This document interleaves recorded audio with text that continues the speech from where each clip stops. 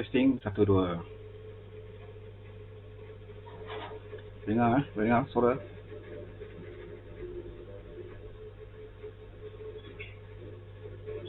Testing 1 2. Dengar suara.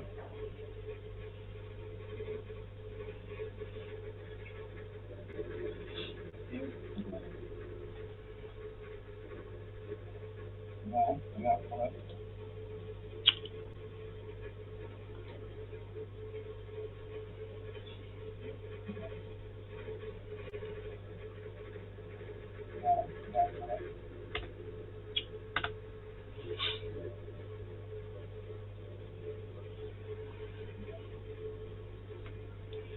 Okey, terima kasih Tuan Yusri Haji Sawabi.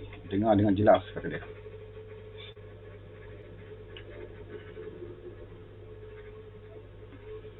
Rashidah Nawab. Assalamualaikum dan selamat kongsi dari Setiawangsa. Kaha Muhaji, Ruang Johor. Sound clear, lawan tak lawan, katanya Roslan Taib. Salam Adik, Waalaikumsalam. Okey, terima kasih, sekejap lagi ya.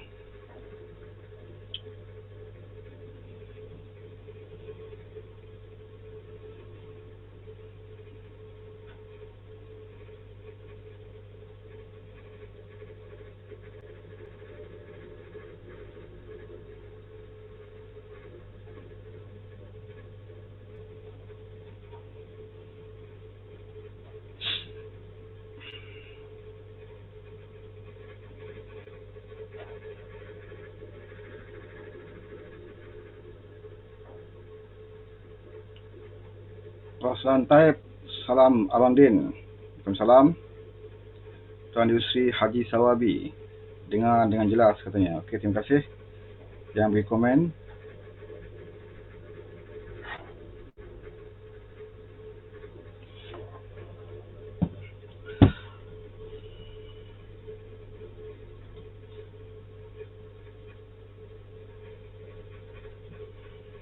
Okay, Assalamualaikum warahmatullahi wabarakatuh.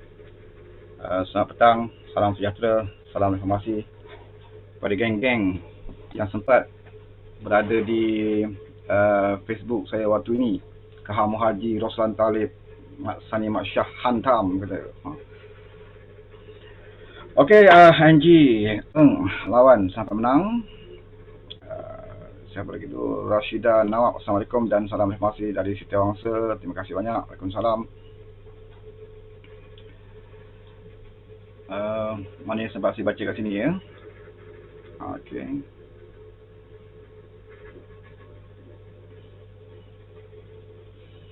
Kita sembang petang ni.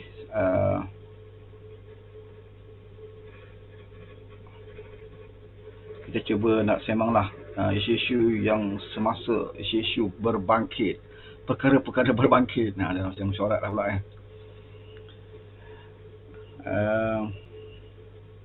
sekejap, dia problem sikit ni.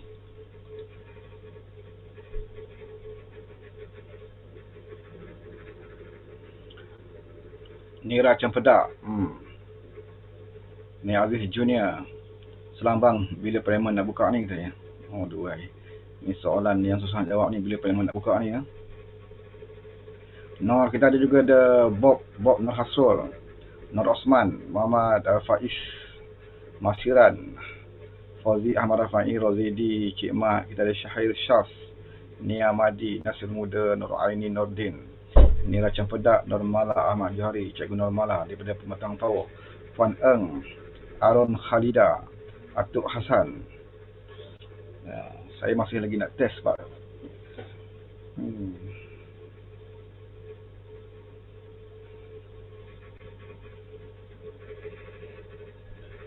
Saya tak mau jadi semalam. Semalam saya on. Ada problem sikit. Tuan Myron Fajar, salam informasi. Okey. Abang Bob. Abang Bob.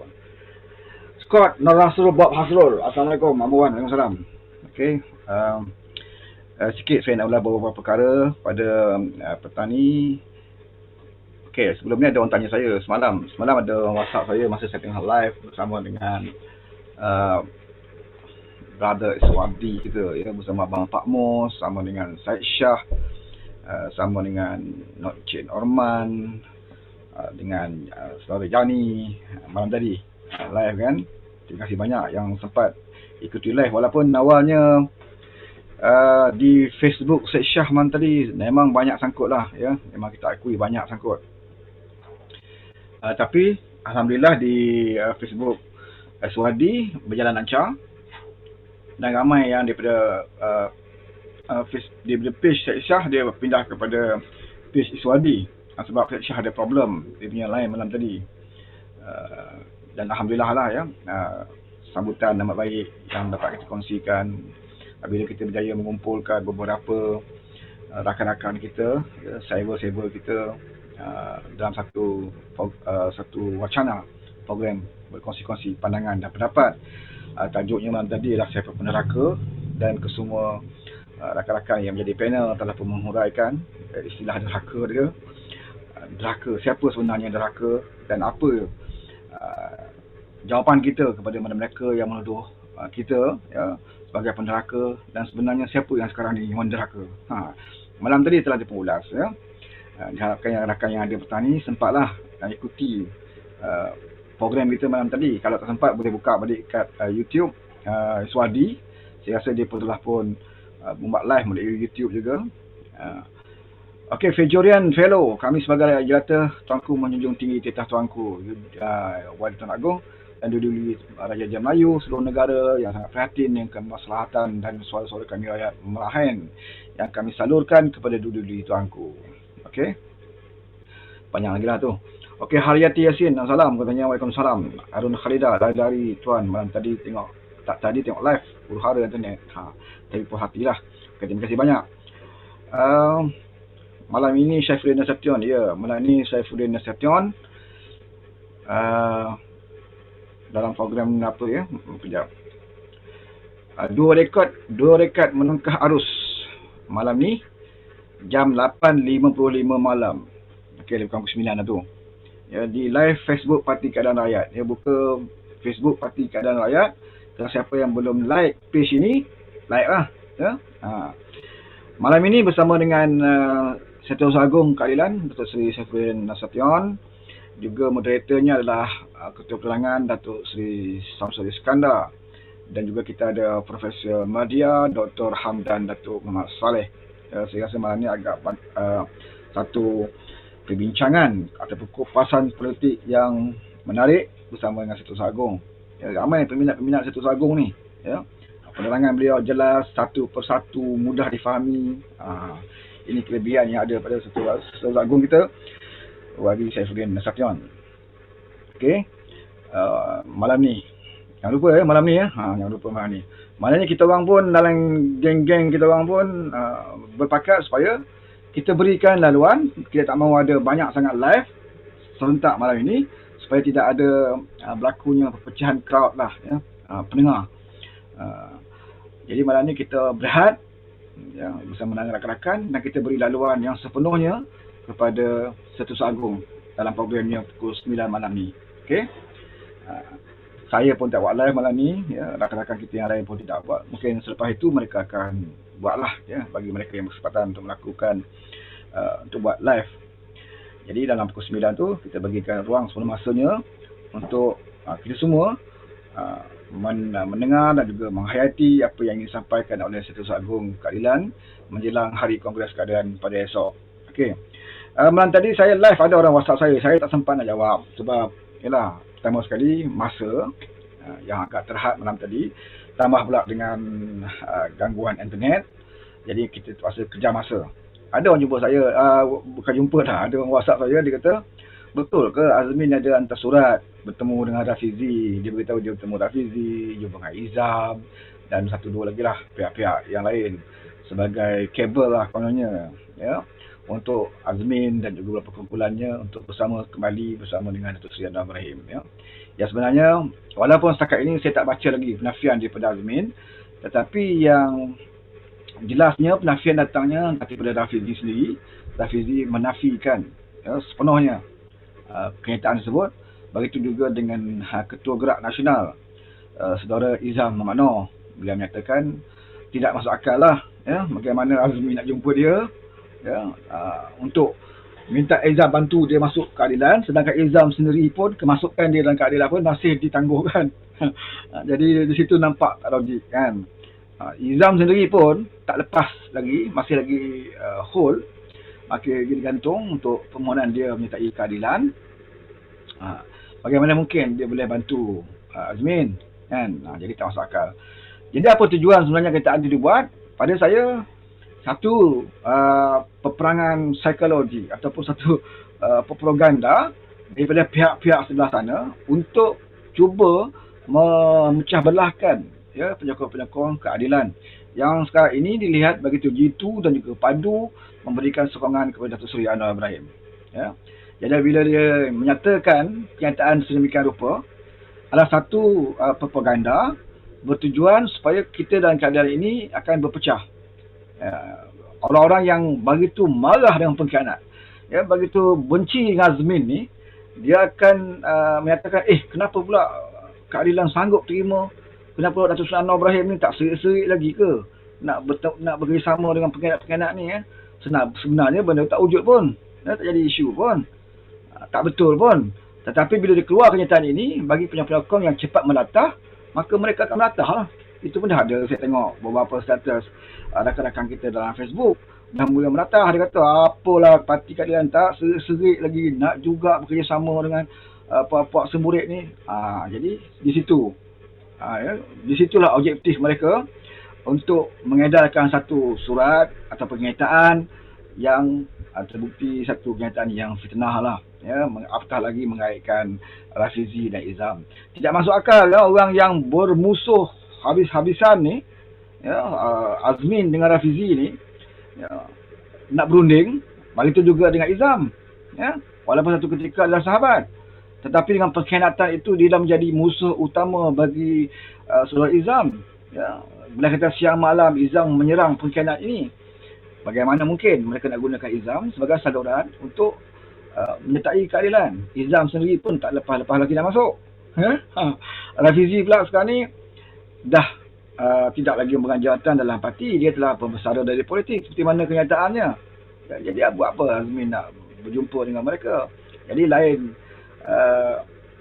tak lain tak bukan, sememangnya kenyataan itu adalah untuk cuba memecah belahkan parti keadilan di kalangan penyokong-penyokong yang cepat melatah, ya. Dia kata, parti ni tak serik-serik lagi, ya, nak bekerjasama dengan puak-puak pengkhianat ni. Jadi bagi kita yang matang, ya, berfikir, maka kita tolak sajalah kenyataan itu dan kita boleh katakan kepada mereka, kalau pun betul surat itu, ya, maka kita persetankan, ya, keadilan tidak lagi akan melayan pengkhianat ini, ya. Okey. Saleh steady PKR katanya. Wawa Jubri, ya betul tu, strategi si kita untuk pecah belahkan PKR. Amiruddin Hanor, salam, komen sikit, komen biadab Lobai Hadi tentang PH. Nanti saya komen sekejap lagi, ya.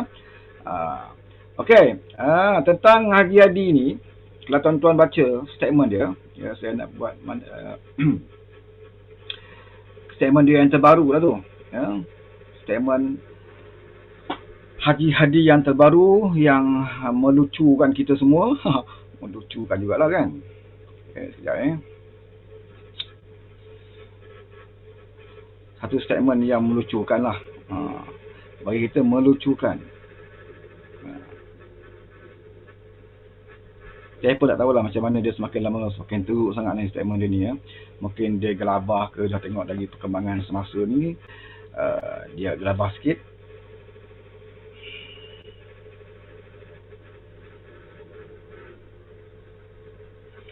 Okey, kalau tuan-tuan tengok ni, sekejap ni.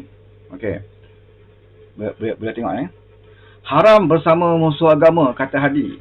Ini statement dia dalam Malaysia kini, yang hari ini, ya, hari ini, bukannya tahun lepas, bukannya minggu lepas, ya, hari ini. Mungkin dia dah sihat lah tu bila dia buat kenyataan macam ni, menandakan dia dah keluar dari JN mungkin, dan telah pun sihat. Mungkin cuma tak makan ubat lah, sebab tu dia mungkin keluar kenyataan macam ni. Melabel Pakatan Harapan sebagai melampau terhadap Islam. Presiden PAS Abdul Hadi Awang hari ini tampil dengan pandangan mengharamkan. Wah, dia keluar fatwa dah tu ya. Cepat-cepat dia keluar fatwa sekarang ni.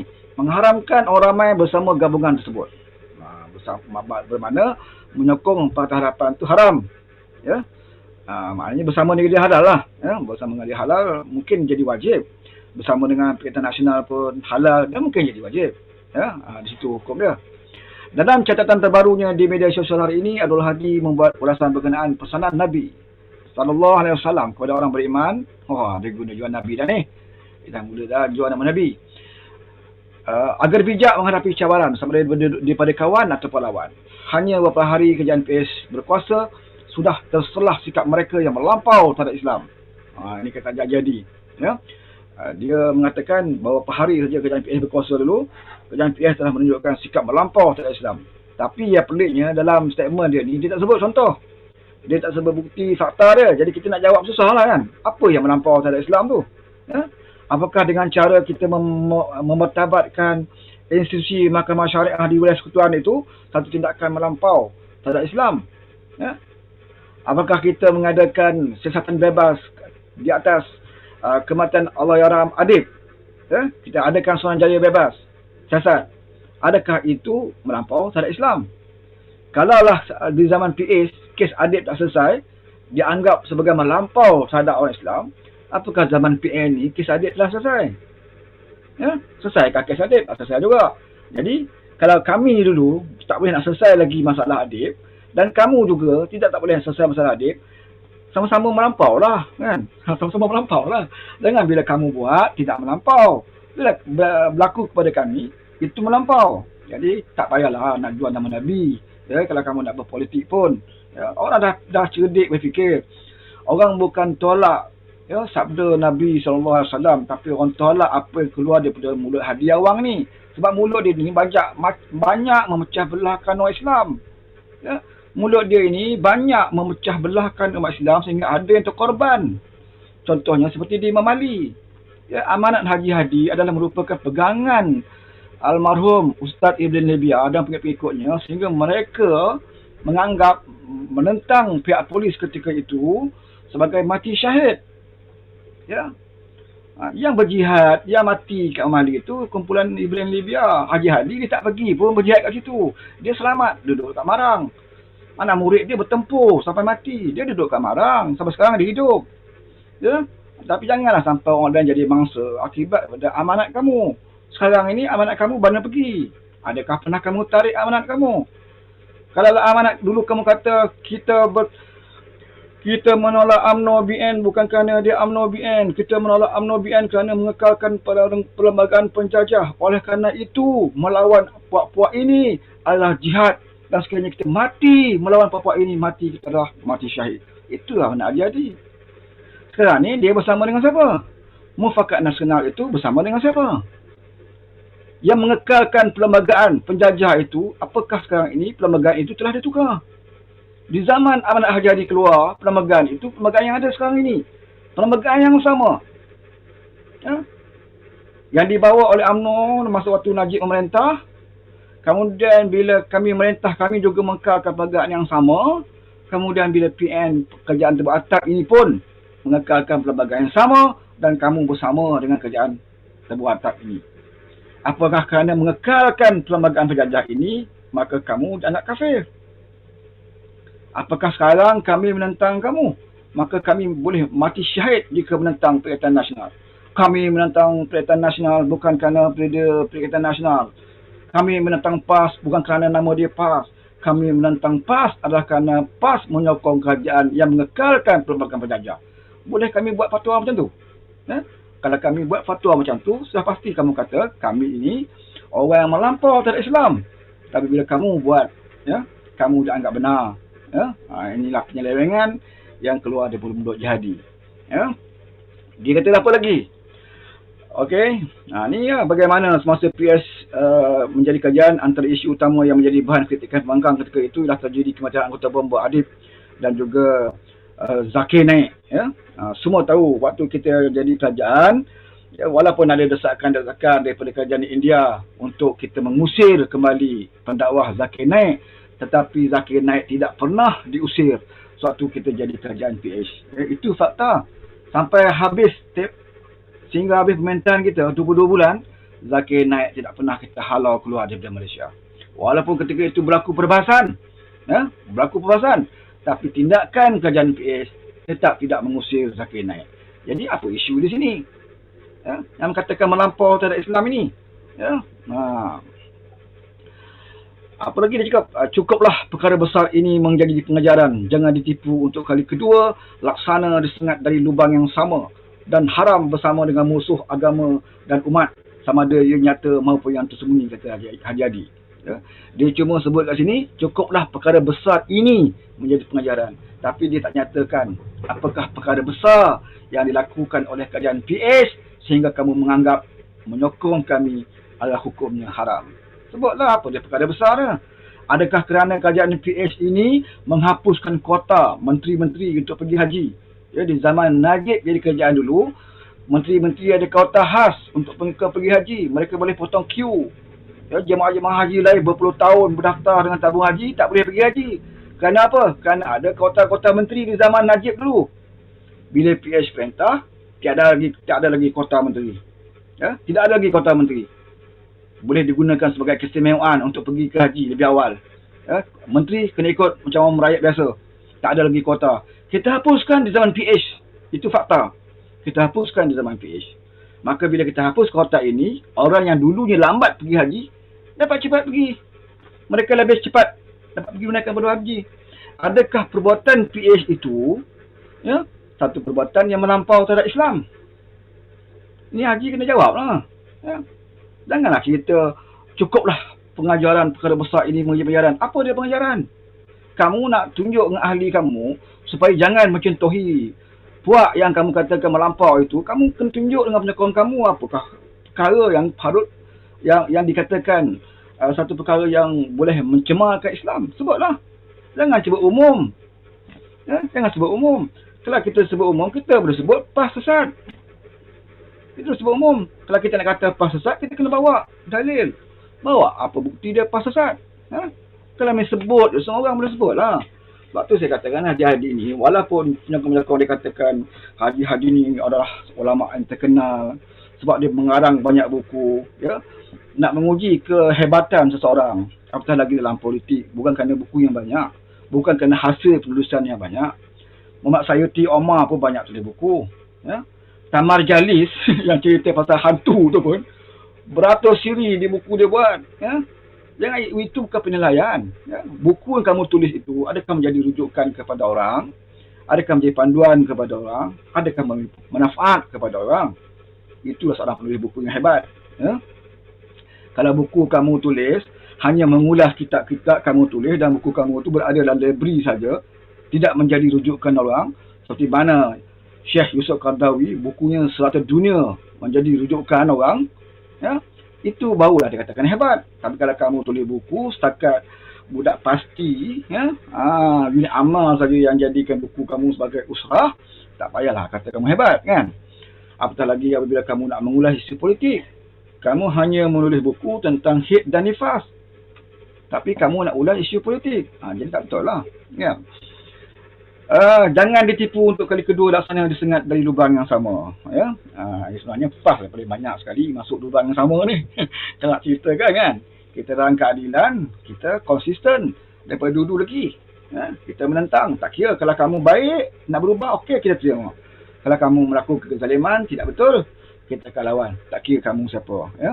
Mahathir jahat, kita lawan. Bila Mahathir kata dia nak taubat, nak elok, nak mengikut reformasi, kita terima. Bila dia nak, kita lawan. Apa masalah? Yang betul, kita lawan. Yang betul, kita sokong. Yang tak betul, kita lawan. Kan? Kita pernah juga bersama PAS. Kemudian, bukan kita yang buang PAS. PAS yang keluar. Tak salah. Kita boleh lawan PAS bila semua. Boleh lawan PAS dalam perayaan yang lalu. Kita lawan mereka. Kita lawan PAS. Tak masalah. Okey, sifat diharamkan Nabi. Kenyataan Haji Hadi ini dibuat beberapa hari selepas yang Tuan Agong menghadiri pandangan mengenai perlunya Parlimen bersidang. Okey. Selepas kita bertemu dengan Agong, Haji Hadi tiba-tiba segar dan mengeluarkan fatwa bahawa haram ya, bersama dengan kita sebab katanya kita ni pelampau Islam. Ya, padahal dia tak sedar nama Haji Hadi ni ya pernah diisytiharkan di Arab Saudi sebagai seorang ekstremis. Dia sebenarnya ada rekod, ada fakta orang menggelar Haji Hadi ni ekstremis. Mana ada dalam rekod dalam dunia mengatakan Ling Go Eng ekstremis, Anwar Ibrahim ekstremis, tak ada. Ya? Jadi fitnah ni dah jadi amalan pada lebay-lebay ya. Sampai ada tu ketika mengatakan Anwar Ibrahim terlibat dengan satu kumpulan apa tu. Ya, sebenarnya nama Anwar Ibrahim tu bukan nama Anwar Ibrahim sama, tapi bukan orang yang sama. Ya, dijelaskan oleh Anwar Ibrahim. Tapi dia tak tarik tuduhan tu. Ya, dia tak tarik tuduhan tu. Sebab dia malu ya, mengakui kebodohan dia. Bila dia menuduh orang tak betul, dia malu. Ya. Contohnya dia apa ni dengan akhbar dulu Sarawak Report. Ya, dia malu nak beritahu kawan dia bahawa memang Haji Hadi yang tarik saman. Dia saman Sarawak Report, kemudian dia tarik, dia bayar dengan Sarawak Report duit. Itu fakta. Itu fakta. Ya, itu yang walau ramai tak tahu. Nak tunjuk hebat dengan pengikut, kumpul duit, derma, dana, jihad untuk kita menentang Sarawak Report. Nak lawan. Maka walaupun pun berhimpun, kutiplah derma. Makcik-makcik yang susah ni pun kutiplah derma untuk nak bagi ni Haji Hadi ni nak lawan orang kafir ni ya. Wartawan kafir ni, Sarawak Report ni. Maka kutiplah. Lepas tu dalam diam-diam dia settle dengan peguam, dia tarik balik dan dia bayar pada peguam tu duit. Pas bayar duit pada peguam tu. Lepas tu dia kata kes selesai. Dia tarik dan dia bayar. Itu walaupun tak tahu. Sampai sekarang Anwar Ibrahim cabar pas kalau Anwar Ibrahim ada bukti. Ada resit akaun pembayaran dibuat. Sampai sekarang ya, Anwar selalu sebut kalau saya tak betul, kalau saya dikatakan fitnah, saman saya kata Anwar Ibrahim. Dia tak berani saman. Sebab kalau berani saman, kita kena panggil balik Sarawak Report sebagai saksi yang betul Haji Hadi bayar kepada Sarawak Report untuk selesaikan kes. Ya? Itu fakta tuan-tuan. Ya? Kalau saya tak betul, saman saya. Saman saya. Saya boleh panggil Anwar Ibrahim sebagai rujukan. Dan Anwar boleh panggil lah kawan-kawan lain sebagai saksi. Ya, mengatakan bahawa PAS memang menipu ahli-ahli dia. Kutip derma. Bukan untuk nak lawan Sarawak Report. Tetapi akhirnya Haji Hadi sendiri menarik balik kes dan membayar kepada Sarawak Report duit. Itu fakta. Jelas. Okay? Jadi walaupun yang bertuah hari ini yang sama live hari ini. Bertuah lah ya. Dapat maklumat kan. Percaya tak percaya lah cerita lah kan. Okey. Inilah kenyataan saya tak nak baca banyak-banyak lah. Ya. Saya cuma nak beritahu bahawa Haji Hadi ni bila keluar statement, dia tidak pernah membawakan bukti atas apa sahaja tuduhan dia terhadap kita. Dia cuma cakap secara umum. Ya. Dia cuma bercakap hanya secara umum untuk menipu pada penyokongnya. Ya. Jadi kenyataan hari ini menampakkan bahawa Haji Hadi dah cukup gelabah apabila Agong telah mula bersama dengan rakyat. Apabila rakyat menolak kerajaan Perkhidmatan Nasional ini, ya, di atas kebobrokan dia, di atas kelemahan dia mentadbir kerajaan, ya, maka Haji Hadi merasakan peluang beberapa orang pimpinan PAS yang selama ini menikmati kemewahan sebagai seorang menteri, apatah lagi jadi menteri saja terus tak payah bekerja, gaji jalan. Ya, dengan PKP ni tak perlu nak bekerja kuat, ya, maka gaji tetap jalan. Jadi siapa tak mahu jadi menteri macam tu. Haji Hadi dia memang sukalah kerja jadi makan gaji cara macam tu. Sebab tu dia jadi Menteri Besar Terengganu pun sepenggal saja. Ya, sebab rakyat Terengganu dah bagi peluang kat dia jadi Menteri Besar. Ingatkan dia hebat. Ya, sehebat bagaimana dia berpidato.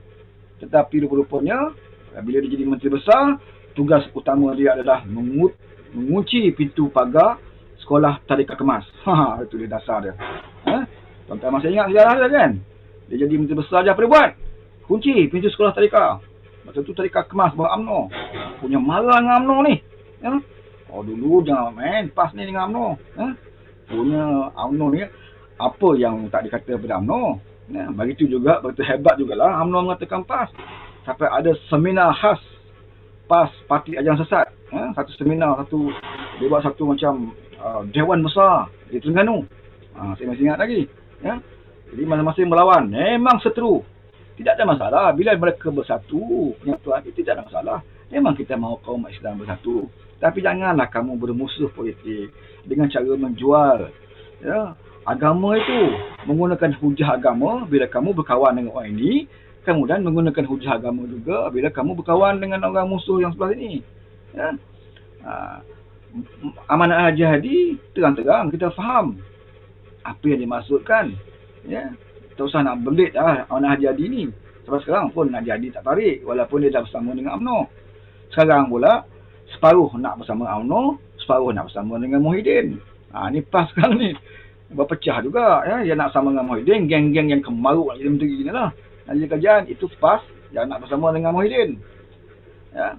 Yang PAS yang lain ni dia mengharapkan biarlah tak jadi kerajaan pun. Fokus pilihan raya, kita dah kekal dalam Pakatan Nasional bersama dengan UMNO. Ini satu kumpulan yang lain. Inilah perpecahan yang berlaku dalam PAS. Sebab apa? Dalam pimpinan PAS itu sendiri sebenarnya mereka berjuang bukan kerana agama. Ya. Mereka berjuang kerana kepentingan politik. Ya. Dan mereka sanggup terima jawatan walaupun mereka tahu mereka tak layak. Ya. Sedangkan Islam mengajar bahawa kalau kamu orang yang tidak layak diberikan jawatan yang tidak layak bagi dia, dia harus tolaklah. Ya. Meletakkan sesuatu yang bukan pada tempat dia adalah satu kezaliman. Ini yang selalu diajar oleh penceramah-penceramah PAS. Tapi akhirnya mereka menerima juga jawatan walaupun mereka tahu mereka bukan pakar dalam bidang itu. Tuan Tuan Man tahu dia bukan pakar dalam bidang alam sekitar. Tetapi dia ambil sebab apa? Itu jawatan menteri. Bukan senang jadi menteri tu kan. Nak agak masuk pilihan raya pun tak tahulah bila masa PAS boleh jadi kerajaan kan. Tuan Man ni paling level standard adun je. Itu pun dia bertanding di Pahang kerap kali kalah lah. Kan? Jadi sekarang ni masuk ahli parlimen dia bertanding menang baru ni pun terpaksa lari ke Kelantan. Kalau dia dulu bertanding di Pahang, saya rasa dia kalah lagi Tuan Man ni. Tapi dia bekas Putrajaya PAS Pahang, nak bagi dia menang, kena bawa dia ke Kelantan. Kubu PAS. Itu sebab tu dia menang di Kelantan. Dia bertanding di Pahang, dia kalah. Lari di Kelantan. Dapat ahli parlimen. Bila jadi ahli parlimen, bersekongkol dengan pengkhianat tebuk atap ini, dapat jadi menteri. Dan dia tahu, dia bukan pakar dalam bidang alam sekitar. Ya? Dia hanya pengajian di bidang Al-Quran. Ya? Kalau jadi menteri agama, okey lah. Tapi kalau dia letak dalam bidang alam sekitar, dia terima jawatan itu. Walaupun dia tahu dia bukan layak. Ya? Jadi sebab itu, kerajaan ni rosak. Sebab meletakkan seorang bukan pada tempat dia. Meletakkan Haji sebagai duta Timur Tengah yang tak nak pergi pun keluar. Tak nak pergi pun bincang. Mengadakan satu konvensi pendamaian dan negara Islam tak pernah pergi pun. Bahkan Perdana Menteri kita pergi kena Arab pun tak bawa dia. Dia duduk bertapa kat Marang tu kan. Tapi gaji jalan. Ini yang PAS nak. Sebab itu tak pelik kalau PAS bersungguh-sungguh nak mempertahankan kerajaan ini. Sebab dia tahu inilah peluang dia. Kalau bagi 2-3 tahun tak pernah dapatlah pension menteri kan. Nak jatuh lah pension dah ada. Sekarang ni kalau jatuh sekarang ini, kalau setahun ni jatuh, tak ada pension. Sebab tu dia takut jatuh sekarang. Jatuh sekarang pension tak ada. Dia kan tunggulah 2 tahun, 3 tahun baru dia dapat pension. Ini masalah dia. Ini yang dia nak sangat kekalkan. Sebab itu takut sangat parlimen bersidang. Sebab apa? Kalau parlimen bersidang, memang kita fokus. Parlimen bersidang ni untuk bicara tentang COVID. Tentang negara. Tapi orang dah takut pada bayang-bayang sendiri ni. Dia bimbang. Kalau lah dia boleh, dia terbayang. Kalau hari tu pembukaan parlimen agung datang. Meresmikan parlimen. Tiba-tiba ahli parlimen duduk di kursi pembangkang tu ramai. Masa tu usul tak percaya tak bawa pun. Tapi, kenapa belah pembangkang ni ramai sangat lah.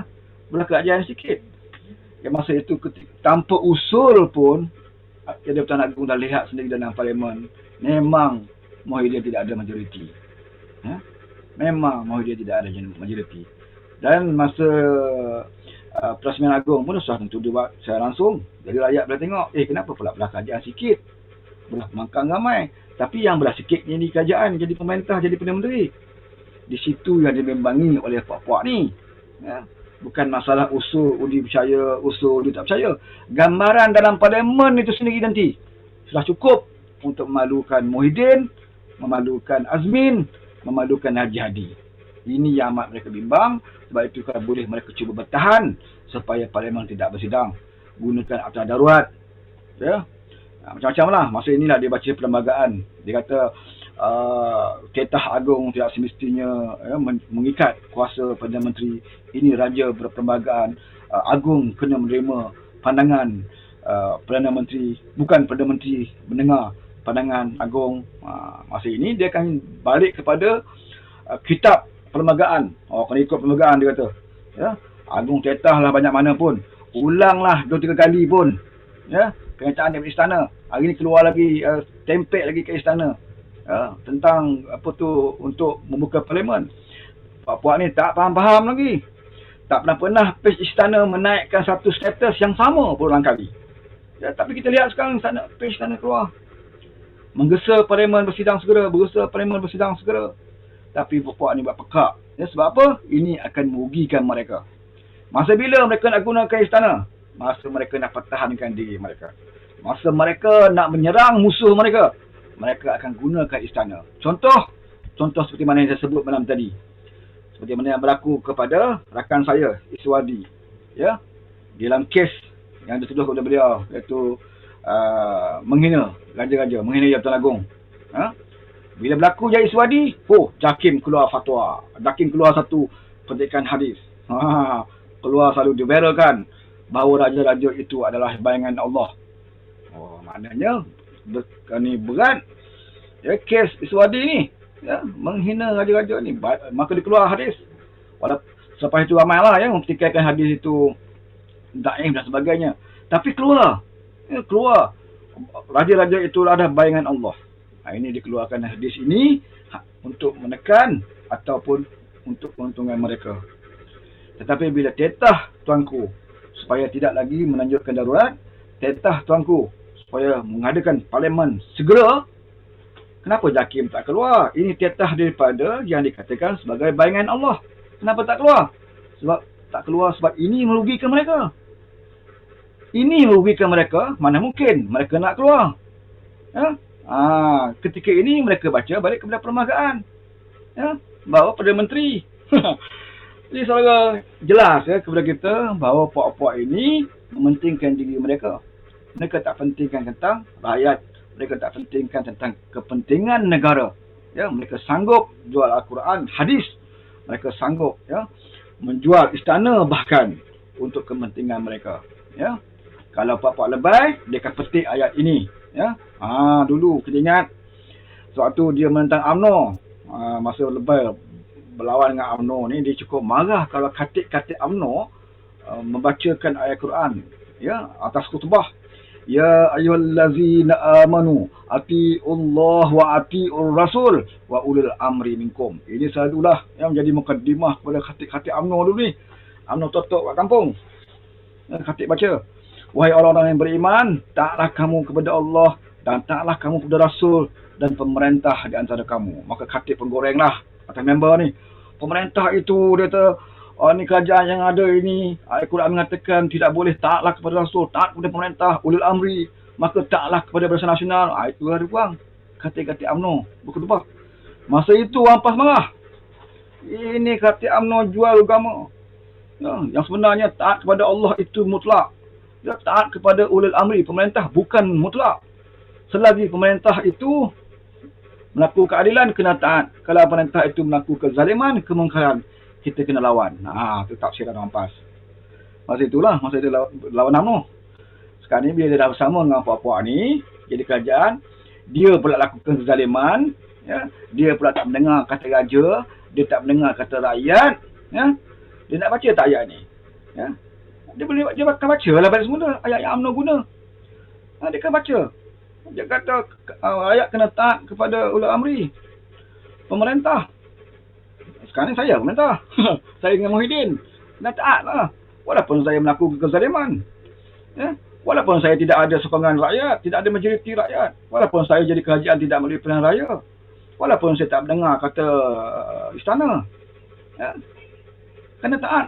Ini ayat keluar. Dia kan pakai pula ayat ni. Ini perangai lebay. Kena.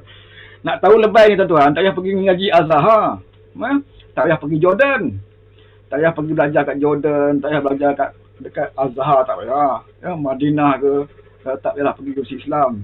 Nak tahu perangai lebay ni, ya, kita guna otak kita boleh fikir. Ya, walaupun kita bukan orang alim. Ya, walaupun orang kata, oh nak lawan Al Jadi, baca Fatihah pun tak betul lagi. Nak lawan Al Jadi, ya. Nak lawan Al Jadi tak perlu pandai baca Fatihah.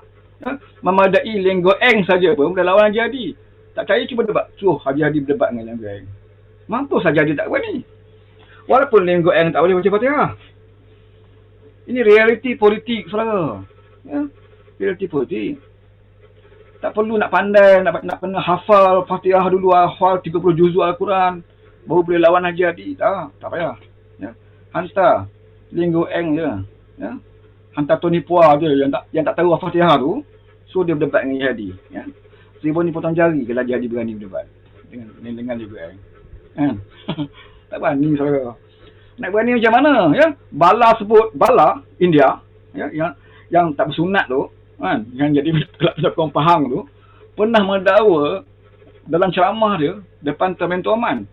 Saya ni saudara dah berkali-kali bermimpi jumpa dengan Nabi. Apa yang saya sebut ini dibenarkan oleh Ustaz Tuan Mentua Aman. Tuan Mentua Aman mengangguk. Ya. Bala yang tak potong tu kan, berkali-kali mimpi jumpa Nabi. Sebab sekarang pun Bala tak masuk Islam lagi, tapi dah berkali-kali bermimpi jumpa Nabi. Lepas benarkan. Tak berani nak sanggah. Sebab apa? Sebab Bala sokong dia. Cuba kalau Bala tu DAP. Kalau Bala tu DAP, kau saudara, saya ingat, beribu walaon akan berdemo di Padang Merebuk, akan mendakwa Bala ni menghina agama Islam. Sebab mendakwa bermimpi jumpa Nabi. Mereka akan berdemonstrasi. Oh, DAP menghina Islam sebab pemimpin dia mendakwa bermimpi jumpa Nabi. Tapi kalau puak mereka hinalah macam mana pun, dia akan pertahankan. Tapi kalau puak kita usahkan mimpi jumpa Nabi, saudara. Dulu Tian Chua kalau berucap, memulakan ucapan dia akan sebut Assalamualaikum. Ramai yang masa tu kan yang sebut Assalamualaikum. Itu pun Pak Pas marah. Oh, ini menghina Islam. Tengok. Dulu kita masih ingat, ada pemimpin, amallah ya, pemimpin daripada bukan Islam. Kadang-kadang dia baca petikan ayat Quran, ya, yang mereka hafal. Ada lepas dia kata, oh ini menghina Islam. Tengok pandangan dia. Sebab bukan puak mereka. Cuba orang ni berada dalam puak mereka. Dia akan puji. Tengok orang kafir pun tahu baca Quran. Dia kata gitu pula. Ini bukti yang saya katakan bahawa bila Islam itu, parti yang meletakkan Islam sebagai nama parti, tetapi berjuang bukan bawa Islam, ya, berjuang untuk politik, kepentingan diri, maka mereka akan sanggup melacurkan petikan-petikan Al-Quran dan juga hadis.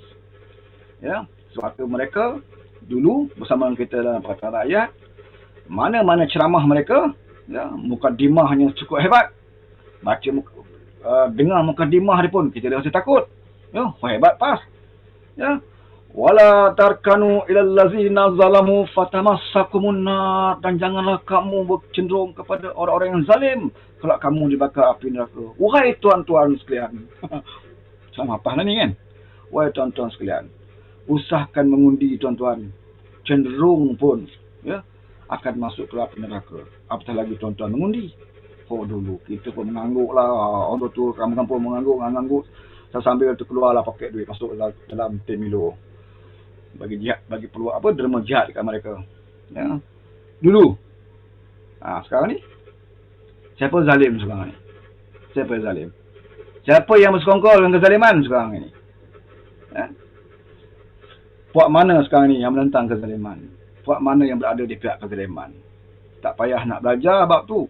Tak payah nak pergi Azhar. Tak payah nak mengaji kat Madinah. Tak payah nak mengaji kat Jordan. Kita boleh guna akal kita.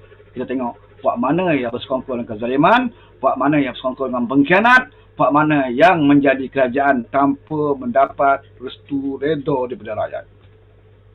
Menjadi pimpin negara ni saudara, kena dapat restu daripada rakyat baru negara ini tenteram. Ya, sedangkan Islam mengajar nak jadi imam solat pun walaupun jemaah 2-3 orang, tak payah beribu-ribu. Nak ada jemaah ada 2, kita ada 3 orang. Nak lantik seorang imam, 2 ni kena restu. 2 orang ni kena restu seorang ni jadi imam. Ya, tak boleh Antara dua ni tak suka, kamu naik jadi imam. Tak boleh. Lagi kita bertiga, agama ajar, imam itu mesti mendapat redha dan juga restu daripada makmum. Ya. Apatah lagi, dalam masjid tu ada 100-200 orang. Ya. Mestilah imam itu tidak mendapat bantahan daripada makmum. Ini imam solat yang hanya ada 3 orang jemaah, yang ada 2 orang jemaah, yang hanya ada 10 orang jemaah, 20 imam solat pun Islam ajar bagaimana kamu nak duduk depan tu mesti mendapat restu daripada jemaah. Apatah lagi jadi Perdana Menteri. Ya? Bukan boleh rampah-rampah macam tu. Bukan boleh masuk-masuk macam tu, terjah jadi Perdana Menteri. Kemudian kamu kata, saya lah pembela rakyat, saya lah kembangkan negara. Sebab itulah apa yang kamu buat, semua tak jadi. Teori yang sedap. Cakap memang sedap. Hari-hari keluar baca doa. Keluar yang keti baca doa. Ya Allah, ya Tuhanku, selamatkan negaraku, berilah keampunan kepada aku. Lagi banyak doa dibaca, lagi banyak kehancuran berlaku. Sebab orang zalim baca doa, selagi dia tidak berubah, bertaubat, dan memberikan hak kepada orang yang ada hak, selagi itu dia doanya tidak akan diangkat, bahkan akan dilaknat. Ya, senang beritahu. Dan orang inilah dibantu oleh PAS. Dibantu oleh PAS. Sepatutnya kita dalam negara kita ini bertuah kerana kita ada parti Islam yang akan menasihat kita. Ya, contohnya kalau berlaku satu krisis dalam politik, parti Islam ni yang kita harapkan beri nasihat. Okey, sekarang ni macam ni, kita nak antik pemilihan negeri kena macam ni, kena macam ni, sepatutnya. Tapi kalau dah lebay sendiri yang pertama berlari nak jadi menteri, apa kita nak harapkan? Ya? Macam sekarang dia kata, Taqiyuddin, jatah tuanku segera ni bukan mana-mana, segera sekarang, mungkin bulan 9. Dia tak bagi tarikh. Ya? Segera ni. Bulan 9, bulan 10. Awal lah tu, segera lah tu. Tengok. Digunakan perkataan segera bila tuanku bertetah, tetapi nak mengalakkan diri pada melakukan Perdana Parlimen, dia kata tuanku tak bagi tarikh, tuanku tak bagi masa, segera bulan 9 boleh buat. Bulan 10 boleh buat. Tengok, dia tafsirkan perkataan segera di situ. Tetapi tuan-tuan bayangkan, tuan-tuan gambarkan, ya, kalaulah Agung mengeluarkan tetah kepada Yang Berhormat Taqiyuddin, saya minta Yang Berhormat datang segera ke istana sebab better nak lantik Yang Berhormat jadi Perdana Menteri.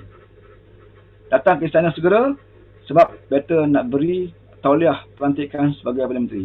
Agak-agak saudara Taqiyuddin nak datang bila ke sana? Kalau sekarang ni pukul apa? Sekarang ni 4.30 kan? 4.30, Agung kata hantar surat dekat Yang Berhormat Taqiyuddin, datang segera ke istana, better nak beri watikah Perdana Menteri. Saudara agak Taqiyuddin datang bila? Minggu depan? Bulan depan?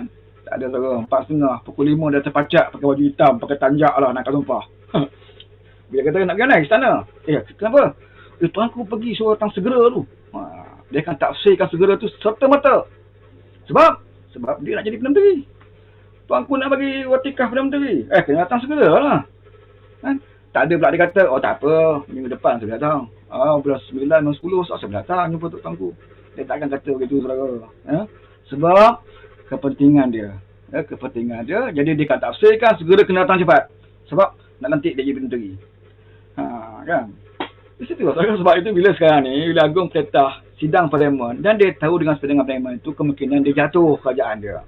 Merugikan dia. Maka dia tafsirkan segera itu bulan 9, bulan 10. Tapi kalau cuba Agung kata, datang segera, saya nak bagi kamu watikah Perdana Menteri.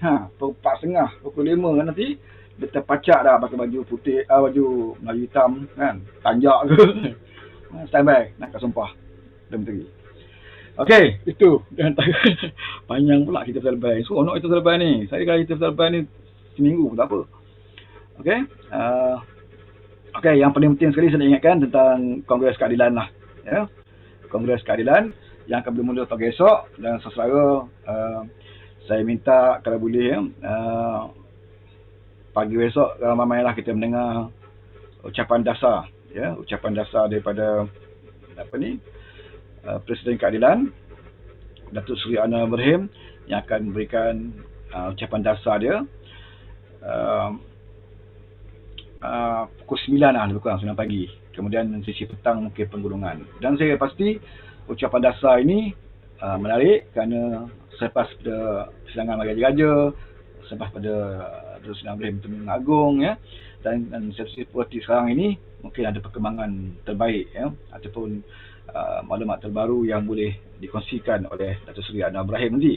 Jadi pukul 9 pagi esok ya, ramai-ramai kita buka page keadilan ya, Parti Keadilan Rakyat ada buat live ucapan dasar Presiden. Yang tidak ada live ni adalah mesyuarat je. Lepas tu kita buat mesyuarat, memang tertutup lah, itu perwakilan lah, perwakilan saja akan mengikuti mesyuarat oleh Zoom ya. Jadi perbahasan mungkin disiarkan dalam Facebook, dan juga ucapan penggulungan ya, juga dibuat secara live. Dan malam ini seronok, malam ini menarik. Saya sudah Setu Agung, saya sudah Nasution akan berkongsi yang kita ya, perkembangan semasa pada pukul 8.55, pukul 9 lah ya, lebih kurang, bersama dengan Wabi Setu Agung ya, Setu Agung. Saya boleh Nasution pada malam ini, yang tu malam ini bersama dengan tetamu-tetamu dia. Sekejap ya, saya nak tengok ada tak tadi. Bersama dengan tetamu-tetamu dia ada dua tak salah saya. Okey, di sini pentas rakyat, 2 dekad menongkak arus. Moderator Ketua Penerangan Datuk Seri Syamsul Iskandar yang berhormat, bersama dengan Datuk Seri Syafruddin Nasution, Setu Agung, dan juga Profesor Madya Dr. Hamdan bin Muhammad Saleh ya, pengarah Institut Kajian Pilihan Raya dan juga apa tu, pemacuan demokrasi. Okey, malam ni pukul 8.55 lebih kurang 9 tu ya, di live Facebook Parti Keadilan Rakyat, pentas rakyat 2 dekad menongkak arus. Itu malam ini. Esok pagi pukul 9 ucapan dasar Presiden. Sebelum itu mungkin ucapan daripada Setu Agung, kemudian ucapan dasar Presiden, kemudian mesyuarat, perbahasan, kemudian mesyuarat perbahasan, kemudian last kali penggulungan daripada Presiden juga akan disiarkan secara live. Mungkin banyaklah ya, perkara menarik yang boleh kita kongsikan. Okey, saya rasa cukup sampai di sini pada petang ini. Nantilah kalau ada isu yang terbaru ataupun ada perkara yang boleh kita ulas dalam live yang datang, insyaAllah kita akan ulas.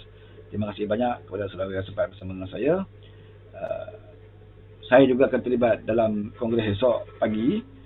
Saya harap saudara pun bersama ya. Perwakilan pun kita mengharapkan besok boleh hadir lah ya, bersama dengan perwakilan seluruh negara melalui Zoom, dan juga pembahas-pembahas juga. Kita harapkan mereka bersedia dengan perbahasan yang menarik, dan tentukan kamu membahaskan perkara-perkara yang ingin dibahaskan ya, yang ingin dibawa oleh ahli-ahli di akar umbi di negeri masing-masing ya. Elakkan diri kamu menjadi pembahas yang hanya membahas sebagai pembaca berita depan TV ya, baca skrip yang telah pun diatur ya.